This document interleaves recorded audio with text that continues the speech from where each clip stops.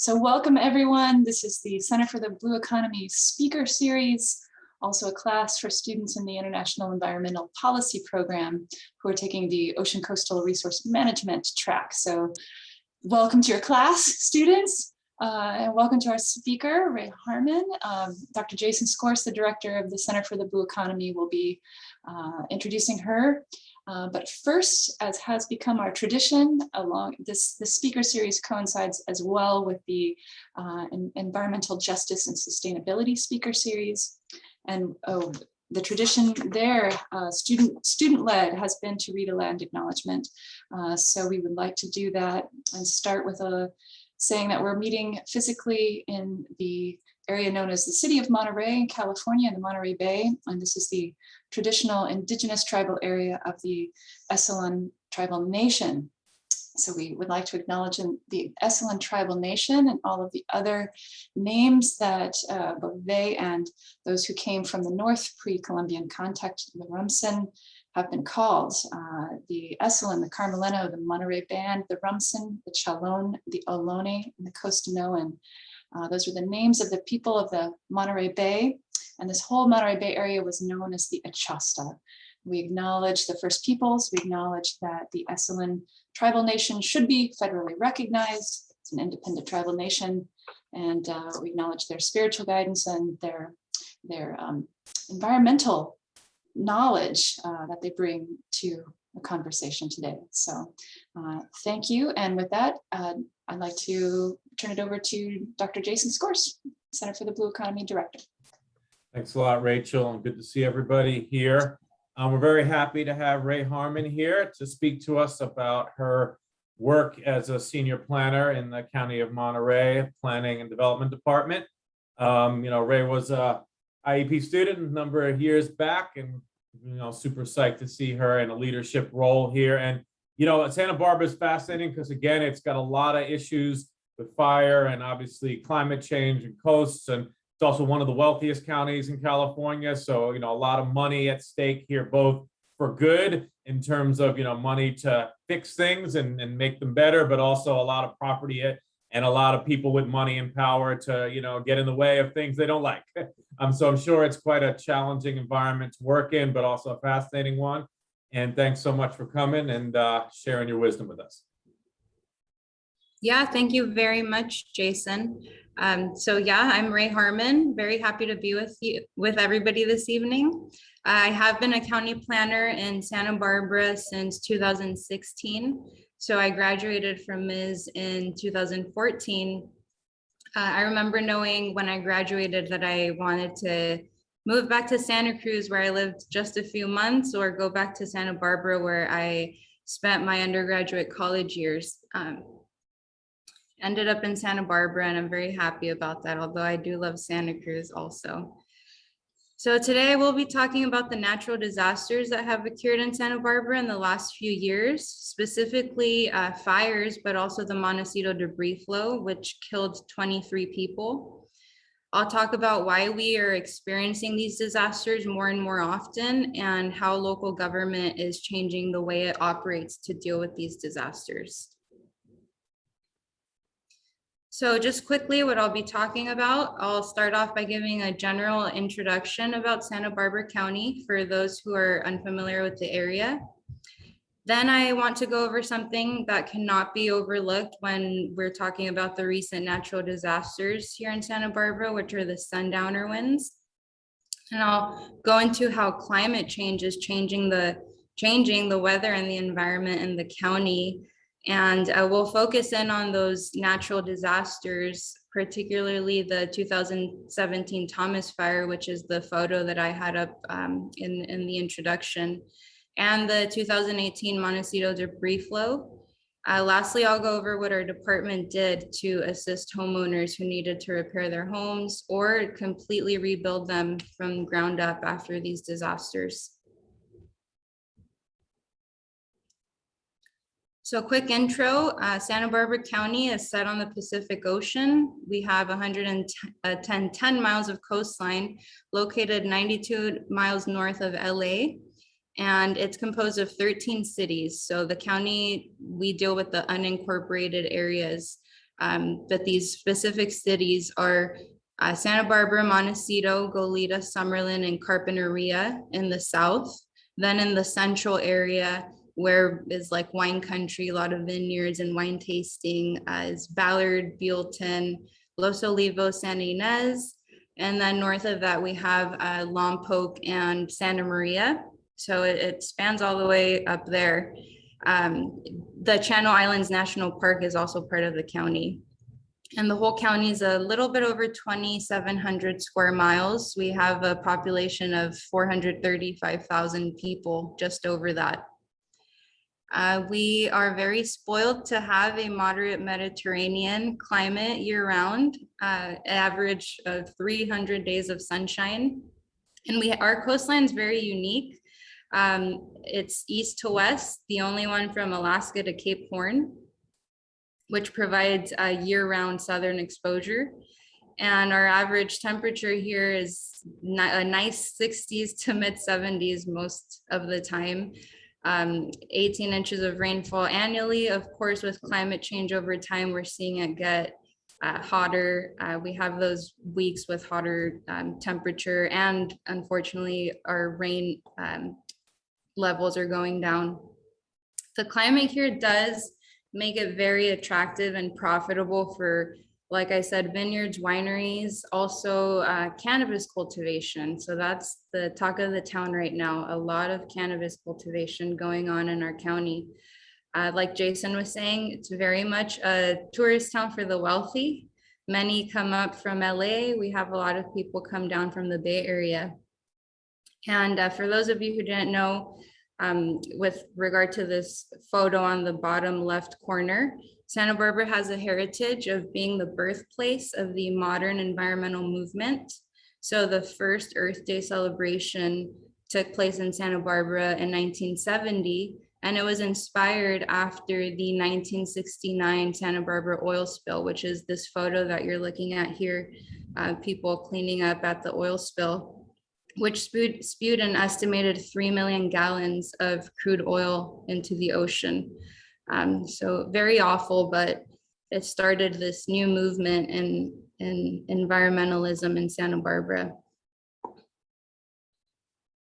So now I'd like to talk about Sundowner Winds, or Sundowners as they're called here. That's what this very unique photo on the left here is. This is the Santa Ynez mountain range. So the sundowners are a weather phenomenon that has intensified many dangerous and fast-moving wildfires in this area. Sundowners are downslope windstorms, and they happen on the southern slopes of the Santa Ynez Mountains. In general, they're characterized at the surface by strong northwesterly winds and relatively warm and dry air. So the degree to which the air in a sundowner event has dried and warmed up, it seems to depend very much so on location. So locations farther downslope show more warming than locations closer to the ridge line. So what the air is doing is just heating up and drying as it's going down. These are not the same as Santa Ana winds. They're named sundowners because they typically start in the late afternoon or early evening, and they last through the night and typically end after sunrise. They can repeat for days. While Santa Anas are different in that they're multi-day long events. So sundowner winds can be a warning sign that the stronger Santa Ana winds will occur in a couple of days, but again, they're separate phenomenon. And a lot of the major fires in this Santa Barbara County area have resulted or have been fueled by sundowner winds. In fact, most have resulted from human ignition, unfortunately, in this area, and later on they're fueled by these sundowner winds.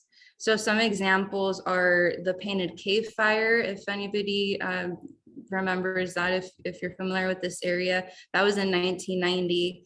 the Sherpa fire in 2016. Most recently, the Whittier fire of 2017 was very much fueled by these sundowners. So while these fires that I mentioned differed with respect to like ignition location and the areas that were affected, they're similar in that these had near ridgeline ignition points, and then you could see them just grow extremely rapidly during these sundowner wind events. According to CAL FIRE, once the winds are over 35 miles per hour, firefighters can only rely on boots on the ground because they can't have their aircrafts in the sky. And there have been a lot of studies in the last few years to try to understand the sundowners. A team from UC Santa Barbara, in fact, and San Jose University, both of these schools collaborated recently to evaluate these winds in real time, and they studied how they vary with elevation. I believe they got a National Science Foundation grant. So whereas Santa Ana winds can be predicted, they have been studied fairly well. Sundowners have not been studied as well. They're still being studied, and forecasting measures, which is key, are still being improved.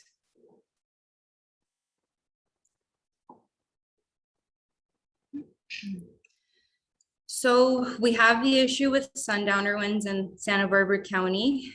In addition to that, climate change is another factor that plays a very large role in the more frequent wildfires. As you can see on this graphic here on the screen, the coastal curve that bends south from Santa Barbara through Los Angeles is actually warming at double the rate of the continental United States. And during the past few years, it's gotten even worse. It has accelerated even more. According to scientists, there's no crystal clear answer for why this region in particular is heating up so fast. One theory is that it's due to the urbanization in Southern California, in Los Angeles County and Orange County. In general, Southern California, it likely plays a role because it brings more traffic up and down this area's single north to south coastal highway.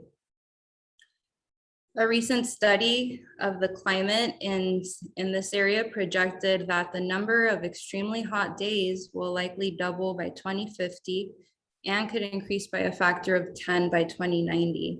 This, of course, means more heat waves. I'm sure you all know about this. These have serious consequences to people's health, to our ecosystems. It means an increase in demand for water, for energy, for air conditioning. We can also expect longer dry spells, more frequent drought, which will also impact our water supplies and increase fire vulnerability. When we do get rain, it's expected to be heavy and will likely produce floods, erosions, and debris flows. So more drought, less rain, long-term warming, generally hotter, drier, windier weather can be expected for this region. It's not great news. In summary, climate change is creating the perfect conditions in Santa Barbara for wildfires.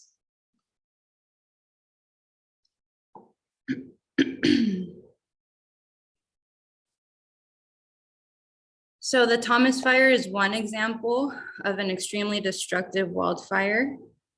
Here's some photos from it. The photo on the top left is actually straight from our records. One of our building inspectors took this one. So the Thomas Fire started in Ventura County. It was caused by downed power lines.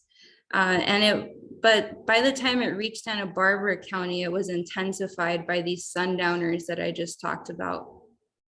So the fire started in early December 2017, which at that time was considered late by traditional standards. We were used to the fire season being in late summer or in the summer, early fall. So we're starting to see that the fire season is expanding and it's now year-round. The Thomas Fire became California's largest fire on record at the time. It burned almost 300,000 acres and over 1,000 structures. It did span both Santa Barbara and Ventura counties, but the city of Ventura and Ventura County really got the brunt of the hit. So I was assigned to work directly with all of the homeowners who lost structures in the Thomas Fire, specifically in Santa Barbara County. And these were actually maybe less than 30 structures, including single family homes, garages, associated accessory structures. In Santa Barbara County, we got the brunt of the hit and we saw hundreds of homes destroyed in the Montecito Debris Flow, which I'll talk about in a minute. So the Thomas Fire was not yet completely contained at the time. The air quality still terrible. It was a very eerie holiday season. I'll never forget it. We were all walking around in our masks, which is so weird now that it's COVID and here we are again with masks. After the Thomas Fire evacuation order, many residents headed back home. And then there was a severe storm forecast, which prompted the second evacuation order. This was in early January. So the evacuation order for the storm was on January 8th. And so many people, Montecito owners that I worked with told me that they ignored the evacuation order because they just wanted to go home because they had been gone for so long from the Thomas Fire evacuation order.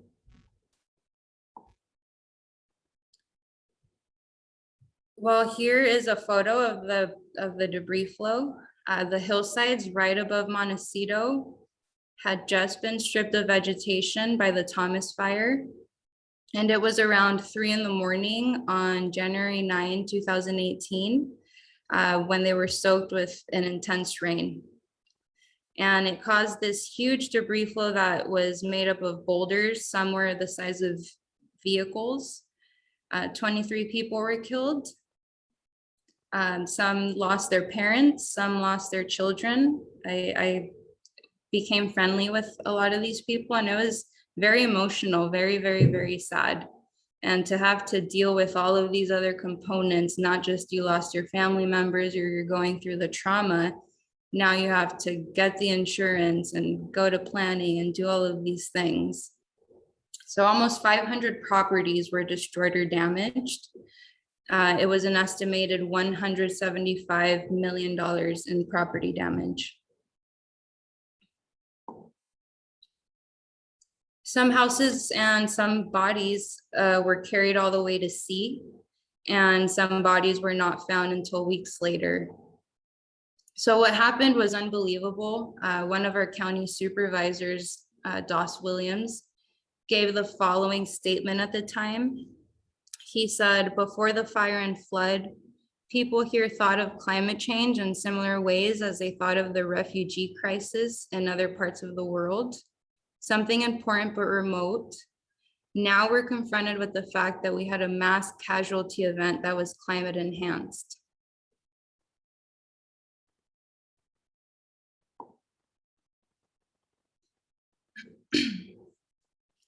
So I want to expand on this, how this event was climate enhanced.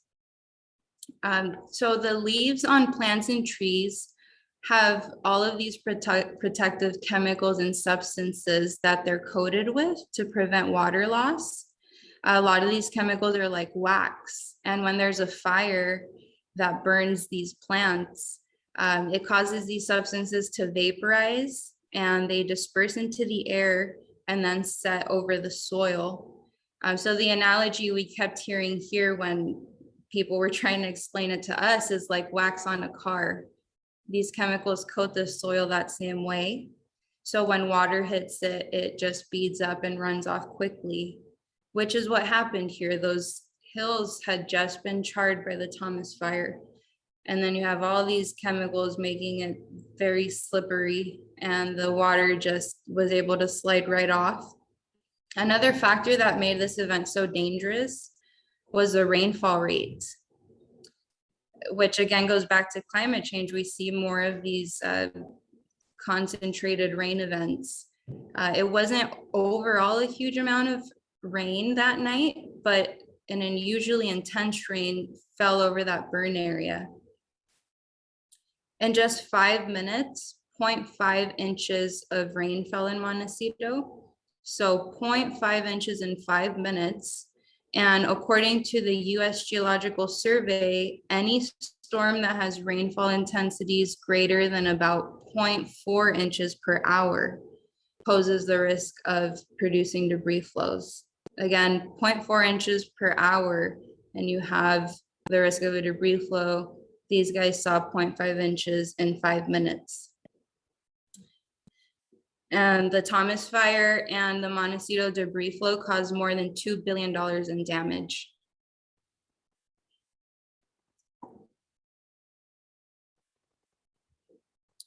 So after these horrible disasters, a lot of people in the community, people and agencies in the county started helping those in need. And our department did the same. We started immediately talking about what can we do.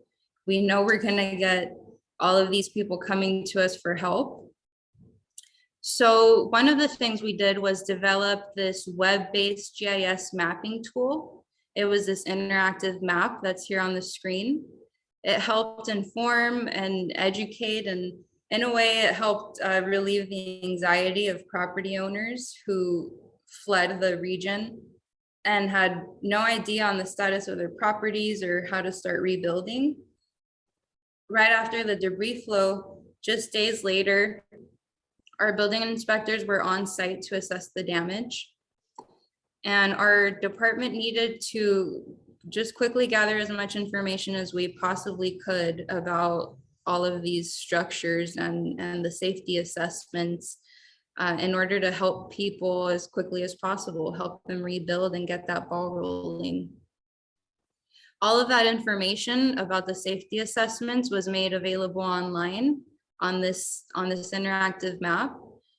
So residents were able to see the status of their property after it had been assessed, and a structure was either red tagged, yellow tagged, or green tagged for safety assessments, which are all of these dots that you're looking at on the screen. If you clicked on your property on the map, which I'll walk you guys through it in a few minutes, it would give you more information. For example, in the case of a lot of these red dots, unfortunately, it would say 100% destroyed, or some might say, yellow tag damaged, but and not safe to enter. Green tag may be damaged, but safe to enter, something like that. Most people are not familiar with the permitting process. So this map, again, just made everything easier for homeowners to get the information they needed at the time. So a property owner could look up their property online here, just directly from our website, see who their assigned case manager was. So here's an example on the screen. This one in particular was actually one affected by the Thomas Fire. As you can see on the photo on the left, it was damaged total 100%, unfortunately. So this was a complete loss, unsafe, red placard. And here it has your case manager's information. So in this case, it was me. And we made it so that these owners had one single point of contact. What we hear a lot with the government and bureaucracy is that, you jump from this person and they tell you, call this person and call this person. And that's what we didn't want. So we were always the ones to answer their questions. And if we didn't have an answer, we would get it for them. So through this map, they could also see their permit history, assessor records, archived planning and building permit records, which they would need for the rebuilding, zoning designations, flood hazard areas we included on here. And even pre and post-disaster imagery is on that map.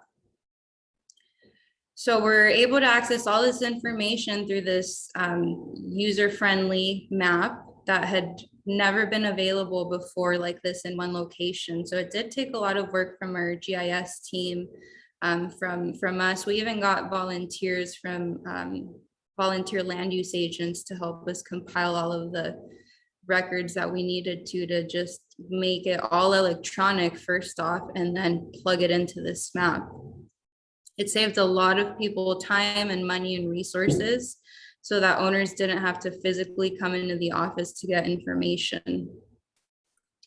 So I clicked out of here just because I quickly want to show you guys this map and what an owner might have been looking at. So here's a disclaimer that said, you know, we update it as much as we can, but contact your case manager for the most updated information. Here is our area, and I'm going to plug in an address of a specific case that I worked on. In fact, all of these on East Valley Road were assigned to me. Here's some layers on this map. As you can see, we just had the recent Alisol fire here, and now we're using it for this. So it goes back to my point. We're seeing more of these fires, more of these disasters, and good thing we have this in place now. So here, this red shaded area, I believe is the debris flow area. They could see all sorts of things, high flood hazard area. And here's that imagery I was talking about. This is Oprah's property, by the way, on this large one on the left.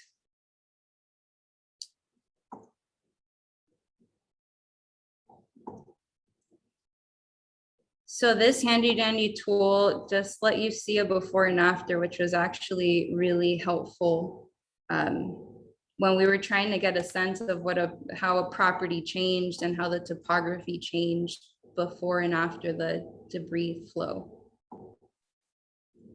Let's see. So you can see the difference there. I swiped super fast. This is aerial imagery from 2015 on the right side. And then this is right after the debris flow. And I actually want to go to one of the most affected areas, which is just north of here on Randall Road, because this imagery is insane.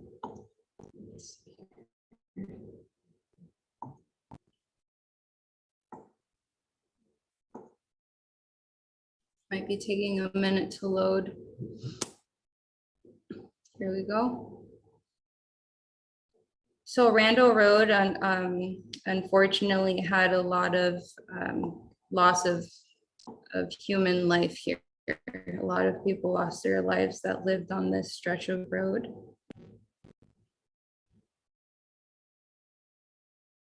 Here's the before.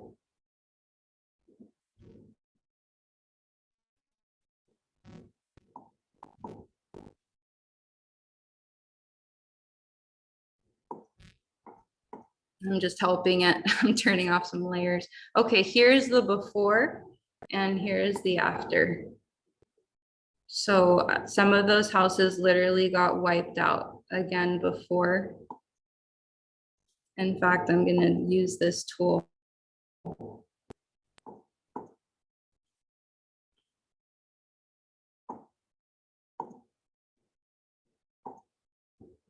Here we are.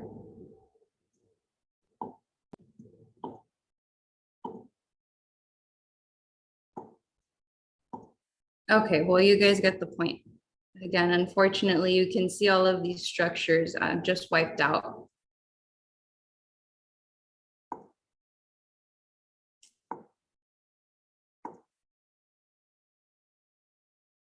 Okay, so now I want to talk about the ordinance amendments that our department staff worked on. We made changes to all of our ordinances, not just the Montecito Land Use and Development Code. So yes, they have their own land use and development code. And then we have the county land use and development code. And then we have Article 2, which is the coastal zoning ordinance. So a lot of rules and requirements for this area. And depending on your location, you would use each associated ordinance. So we did modify all of them. And the goal was to assist property owners who were impacted from the debris flow to rebuild safely, but also fairly quickly, not to draw out the process for months and months and months when people were trying to get home. Debris flows in general, as you can see, impact the topography of a location.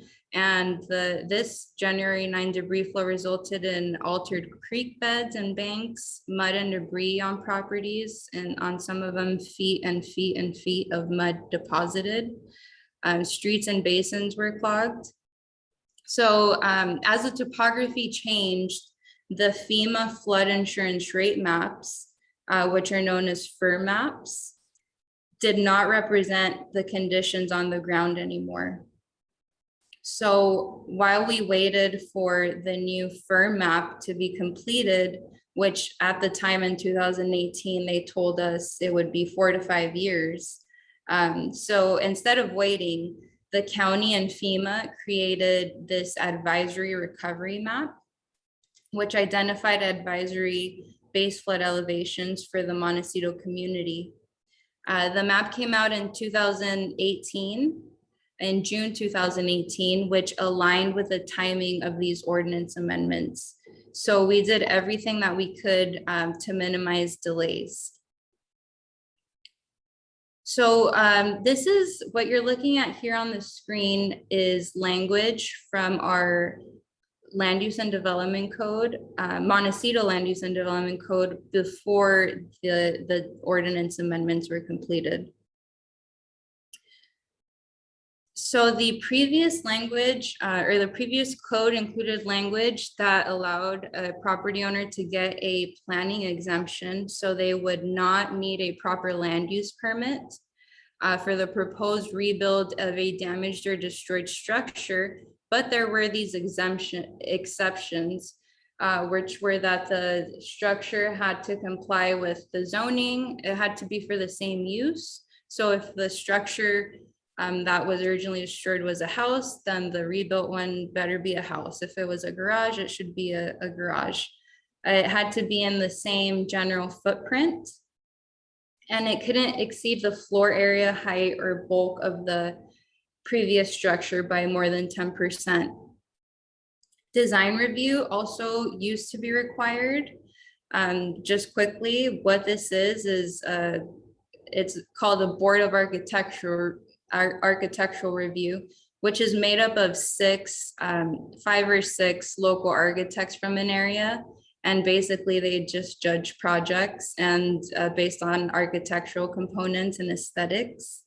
So my point is it takes time, it takes months, and we see that projects who have to go to Board of Architectural Review or Design Review are held up in the process.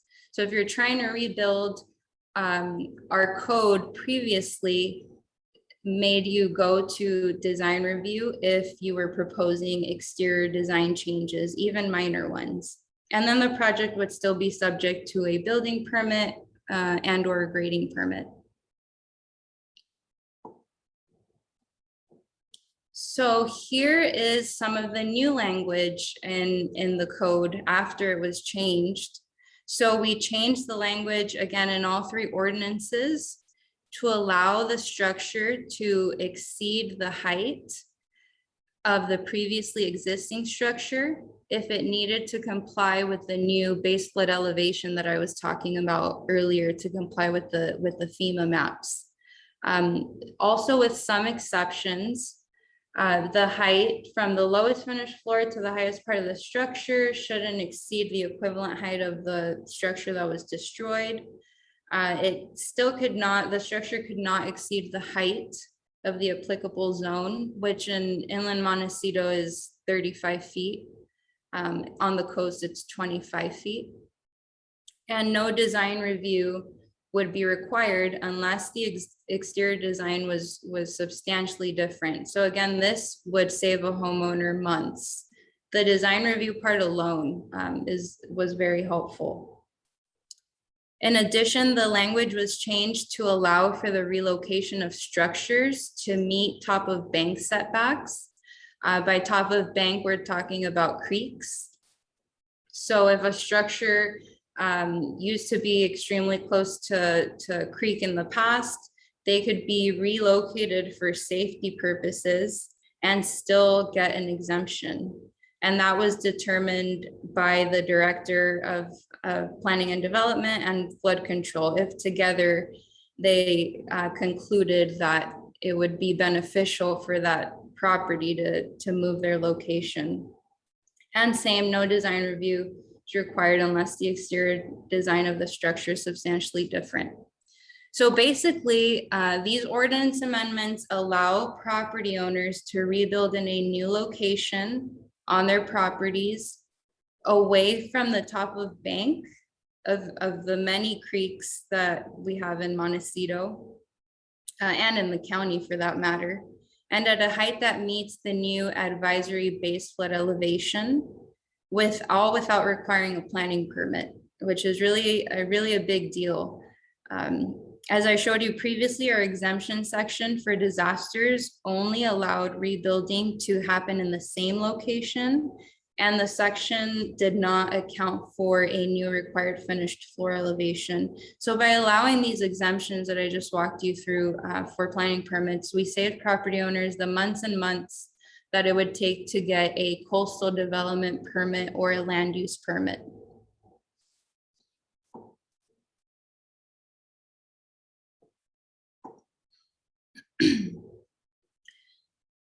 This is a graphic here that I drew in 2018, and I took it straight out of a PowerPoint presentation that was given to the Santa Barbara County Planning Commission in April of 2018 when they were being presented with the suggested ordinance amendments.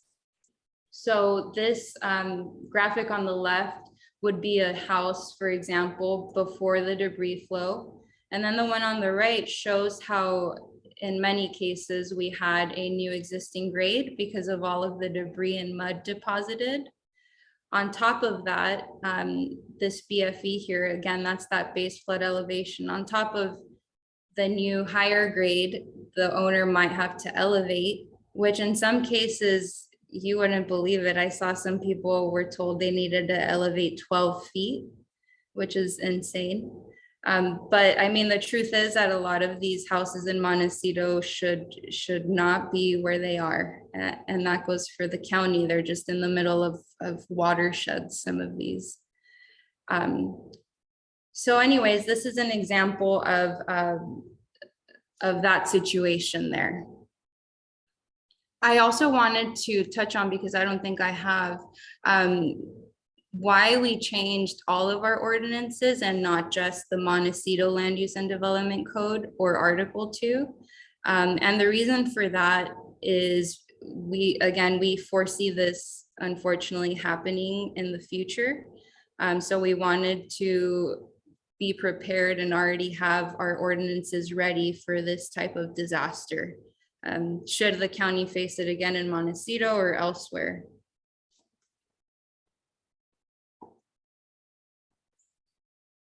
Another example, which this did happen in many cases, a structure near a creek relocated to be further away from the top of bank, and they were still able to get a planning exemption. In this example, there's environmentally sensitive habitat. That's what that green esh is. So they still were required in a case like this to comply with those setbacks. And with the rest of our land use and development code for that matter, there were some cases that could not get exemptions. So they did need to apply for proper planning permits.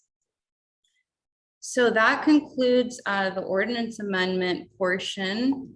And for that matter, I think I'm wrapping up here. You know, we've had 15 major wildfires in Santa Barbara County since 1955. And really unfortunate that the Thomas Fire was the largest one in California history at the time. And since it has been superseded by a number of other fires. Most recently, we had the Alisol fire here, burned 17,000 acres. I believe about 12 structures were destroyed in Santa Barbara County. You also saw that on the map. So some concluding remarks here. I think that each of us can choose to focus on all of the doom and gloom that is climate change, all the negative effects we see happening to our environment. It's hard not to focus on that, but we can also, on the other hand, focus on being preemptive instead. Use that energy to do what we can each do now for the benefit of our future and for the benefit of our children. They say to focus on the positive, and I really do think there's something to that. So we know conditions are becoming more difficult and more dangerous. So let's get to work and let's change our ordinances and let's vote for candidates who care about these issues. And let's build smarter in anticipation of these natural disasters. Lastly, I want to give a quick shout out to our intern, Lily. She's a UCSB student, and she helped me with some of these this research. My email's here on the screen. Please, please, please don't hesitate to reach out with questions or just to chat. A list of all my sources, and that's it for me. Thank you so much. I'll take questions.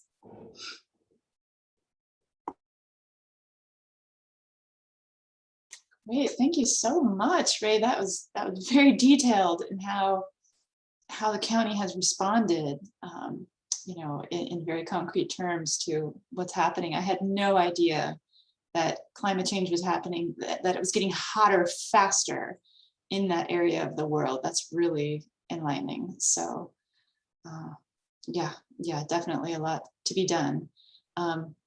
Jason. Yeah, so great. So I think we should just open it up for questions right now to everybody. I have a few, but let's just see if, you know, unmute yourself or put them in the chat. And you know, it can be career oriented, climate change, planning, you know, however people want to go. Mm-hmm. Let's just open it up, and then if you know, if people are pausing, I can ask a few myself. And Ray, if it's okay, if I can get your PowerPoint slide to share with the students if they requested, that'd be wonderful. Yes, definitely. I'll email that to you. That's great. That's great. I'm going to take it off the screen for now so we can see people's faces. Okay, perfect. Oh yeah, Rachel, they can't unmute, so you gotta change that. Oh, sure. Got it. Sorry. Should be able to unmute at this point. No worries. I thank you for your presentation. I found it really fascinating. I think it's really interesting to talk about like how different natural disasters are impacting areas. And I would love to share the presentation because I tried to screenshot your email and I missed it. Oh, I'm sorry. I will definitely email that out. Yeah, I was just a little curious on like some of your opinions or thoughts on, it seems as if this is very impactful work. And as you were like moving into your career, was this something that you were anticipating? Do you find like a lot of purpose in this work, or how does that impact you and your ability to work? Yeah, thanks for asking. That's a good question. And when I realized that I wanted to get into planning, no, I never thought that I would be working, you know, on disaster rebuilds and on something that really took an emotional toll, including for our building inspectors. Man, when they went out to do their safety assessments, it was shortly after the debris flow and they were just scarred. But anyways, yeah, so to answer your question, I didn't think I would be doing something like this, but it was extremely fulfilling. A lot of people think, you know, Montecito, a bunch of rich people and they have all these resources. That's not fully the case. I worked with plenty of these families that are just like you or I, you know, not extremely wealthy, just want to do the best for their children, just trying to rebuild. And I think that I have some background in counseling for trauma. So I believe that that's also why I was asked to be a lead on this. Same with some of our other planners that had, more challenging jobs in that way. We're also asked to step up and be the case managers.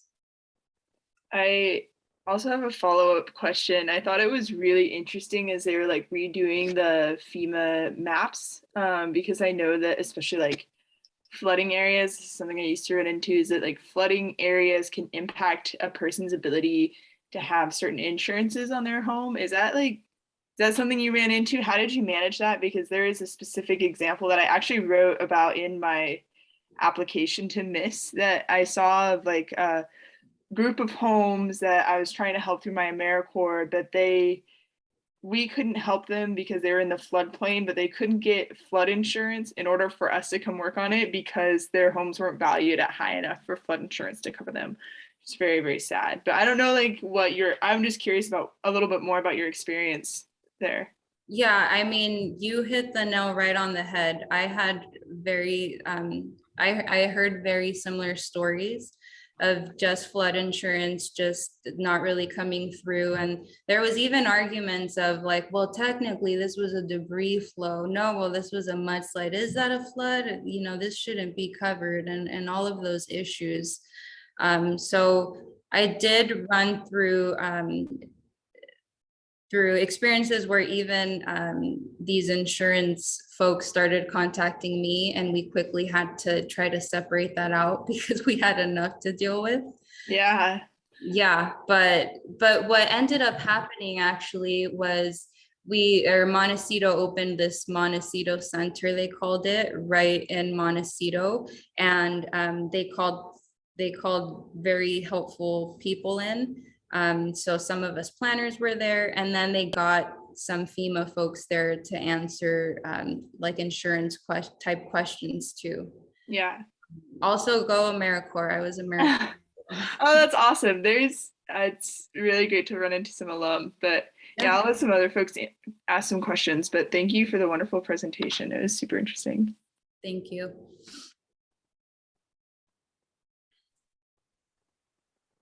Ray, maybe I'll just jump in here real quick. One thing that we deal with, doing more, kind of coastal flood hazards, but I think it's the same issue is obviously it's heartbreaking when people lose their homes, the equity of, are you covered? Do you have money to rebuild? But then there's this other kind of elephant in the room, so to speak, of should there be homes here at all, right? And like, what's the ethics of spending lots of public money to put people back in places they just shouldn't be? Mm-hmm. And I know it's easier said theoretically than when you're literally trying to tell somebody like your house really shouldn't be there, even if you lived there 50 years or whatever, even 5 years, whatever. But those are the conversations we're going to be having to have, more and more, mm-hmm. both for fires and for inland floods and coastal sea level rise and storms. So how are you all addressing that, or are you kicking that can down the road? How are you on the ground dealing with that dichotomy, that divergence? You're absolutely right. I can recall in some specific cases saying it as sensitive as we could say it, but we were really looking at these maps thinking your house really should not have been there in the first place. So we did have that, and we were balancing getting people to be able to get back home, but of course we also definitely wanted to make sure that they rebuilt safely. So we were getting so much, a lot of emails, a lot of phone calls, a lot of people knocking on our doors in early 2018. Before that new FEMA flood map came out, people just wanting to rebuild. And that is one example where we had to really just push back and say, everybody, Board of Supervisors, owners, we understand you're trying to rebuild like right now, but we also need you to rebuild safely. You know, in some cases, I see on our maps after studying a property, an entire property probably should not be built on, you know, and I didn't hide that information from the owners. I showed them the map just like I showed you guys, and I'd be like, look at this high flood hazard area. I think it was my responsibility to share that information with them, and flood control staff felt the same. But we also had to balance property rights. So we couldn't just say, you cannot build. We had to let them rebuild if that's what they wanted to do. Some people were selling their properties after they noticed what might happen again in the future if they rebuilt.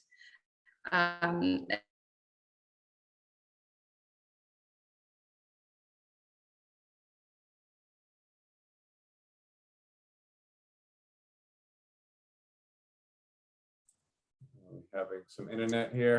Is it me? Okay, it's not just me. Oh, Ray, we lost you. Let's see if her internet will spring back to life. Yeah, I kind of wanted to get the There end of she that. is. Oh, no. Yeah, we lost you for Where a did you moment. lose me?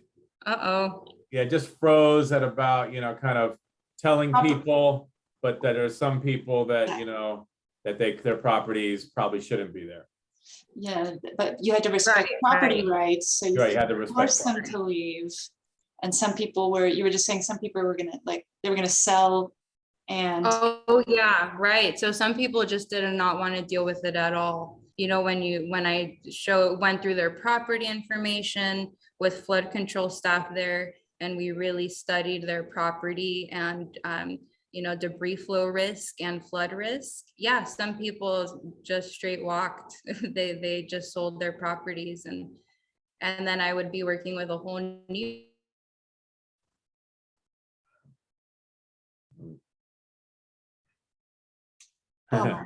bummer. Yeah. Keep losing you. We keep losing you.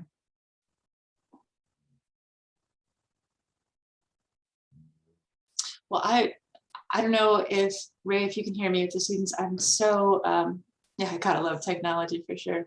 But technology, that GIS map, I'm just still so impressed with GIS and how useful that was. And, you know, thinking of the fires that happened up here in our, you know, Santa Cruz Mountains, I know, you know, my girlfriend was waiting a solid 5 days before she knew if she had a house or not.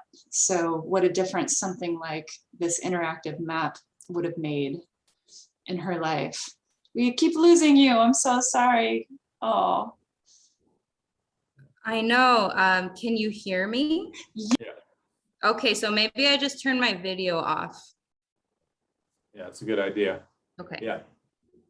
Yeah, so maybe just a little quick follow-up to that, and we'll get someone else's question. I think the issue you raised about property rights, I think that's what makes United States such a challenging environment for this, because a lot of other countries, the private property rights are not nearly as strong, and the government has a lot of leeway to say, hey, sorry, no one can, you know, we're gonna forbid that. And it's interesting that you point that out. So I don't know if you had any further comments on that, but I think you just hit the crux of the matter for the US. Yeah. Thanks, Jason. Yeah, no, that was about it. We had to balance property rights with, you know, letting them rebuild if they wanted to rebuild. But we were very transparent about potential hazards. Great. All right, anybody else want to unmute or put something in the chat there? I have a question. First of all, thanks for your presentation. Just curious, I've never really heard of debris flow before this presentation. Kind of what qualifies as a debris flow, and you know, how does that differ from a mudslide? And then a follow-up with that is, you know, how does all those rocks and boulders actually come and just like, how does that all work scientifically, if you know it all? Yeah, I am not like very scientific about it, but basically we use them synonymously when it comes to debris flows or mudslides. And, you know, they're really just rivers of rock, just earth, a bunch of debris that developed during that intense rainfall that I was talking about. It's here in California, where I've seen them happen the most are usually after fires. So again, going back to this perfect conditions that happen for a debris flow are burn an area, get all that leaves and plants coat waxy stuff on the soil, and then pour a ton of rain. And there were maps that showed that rain all over Montecito. We got a lot of rain, you know, in Ventura, all over Santa Barbara, but it was like just dark, dark red. They just got so much rain. And they, you know, there's little or no warning when a debris flow is going to occur. I've heard they're like at avalanche speed, so you can't just outrun something like this. Yeah, and we case managers firsthand heard so many stories, because there's just really no warning. Some people thought they were earthquakes. They didn't know what the sound that was far away was. And then in one case, one guy told me then he started hearing car alarms go off closer and closer and closer to him. Yeah, and that was it. Before he knew it, he was jumping out the window. A lot of stories like that. Another, you know, husband threw his wife out the window. She broke her ankle and then he jumped out. So just insane. Did that answer your question? I think. Yeah, it did. Just a follow-up, you know, is there any preventive measures to take with that? I know you said it's pretty unexpected, but you know, are there certain areas or houses that are more vulnerable that maybe, like we talked about, houses shouldn't be there? Or is it kind of just this random event that you can't really avoid the damage? Yeah, that's a good question. And, you know, I didn't get into it because I could talk on and on about this, but what came up after the debris flow were these debris nets, which really are just like large nets that are installed in watersheds. So they installed some of these nets in, and they were called debris control nets. And they're supposed to help at least contain like the huge, bigger boulders that we saw just ram through a lot of houses. So if you Google like Montecito debris nets, you'll just see these crazy photos. So that's one idea. And then also aside from that, it was just thinking about potentially modifying our ordinances to make people rebuild further away from debris flow risk areas. That's another thought. You know, we haven't gone that far yet, but there's a map that was made available to us that shows debris flow risk areas. We're still studying how, you know, accurate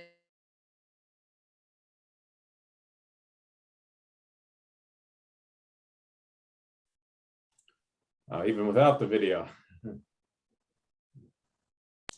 Bummer. You lost your sound as well. Well, how about now? Yeah, you got it. Okay. So that I don't know if you heard me say Google debris flow Yes. net. Okay. Debris flow net Montecito. Yes, I'm so sorry, you guys. We're on the coast. We're blessed to be on the beach here, but our internet does this sometimes. Oh yeah, closer you are to sea level rise, the worse. Yeah. the cell service. Yeah. I mean to sea level rise to the ocean, sea level to zero. Yeah. Yeah. Both for that matter. Oh. Well, I think we should probably say thank you very much. Yeah. Yeah, it's right at 7 anyway, so it's perfect timing here, Ray. So, so thanks so much for joining us. Again, we'll have you up here in person. I know you'd like to get a little, jaunt to Monterey. So maybe next year we'll do that. And, thanks again and have a great rest of your evening. And thanks everybody for coming out tonight.